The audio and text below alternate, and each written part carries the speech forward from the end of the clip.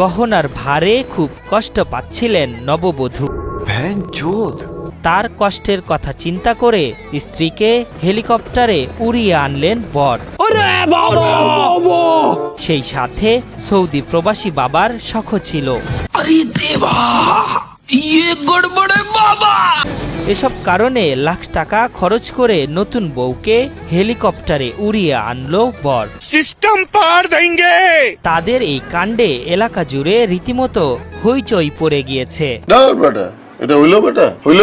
এত হেভি জামা কাপড় গহনা পরে আসতে আমার কষ্ট হবে জার্নি করতে, তো এটা সবাই মিলে আমার জন্য চিন্তা করেছে। এটা এক থাপ্পড়ে তোর বাপের নাম ভুলিয়ে দিতাম। এটা চিন্তা করেই আমার জন্য হেলিকপ্টারটা ঠিক করেছে। ব্যয়বহুল হওয়ায় হেলিকপ্টার এখনো সাধারণ মানুষের নাগালের বাইরে। স্বাভাবিকভাবেই এই যান দেখে আনন্দিত স্থানীয়রা।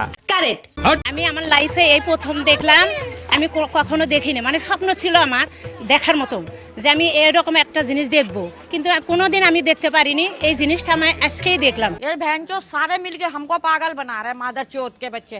অনেক ভালো লাগলো যে মানুষের জীবনে ইচ্ছা থাকতেই পারে, অনেকের ইচ্ছা পূরণ হয়, অনেকের হয় না টাকা পয়সার কারণে। তা আমার ইচ্ছা আছে এরকম স্বপ্ন যদি কখনো পূরণ করতে পারি, অনেক ধন্যবাদ করবো নিজেকে। বিয়ে করব তো এটা এখন সব ছেলের মধ্যেই আছে এখন।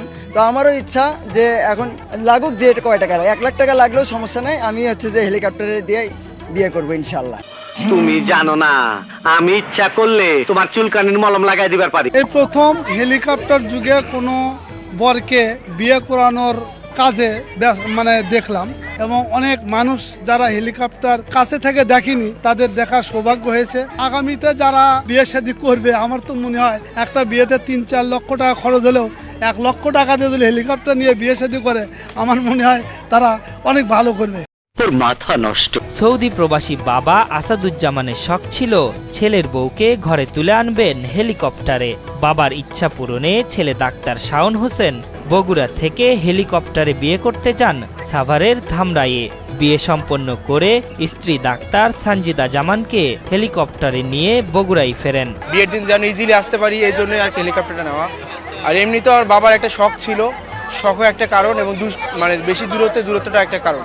এই কারণে আর কি হেলিকপ্টারে যাতায়াত করার যে ব্যবস্থাটা করা হয়েছে।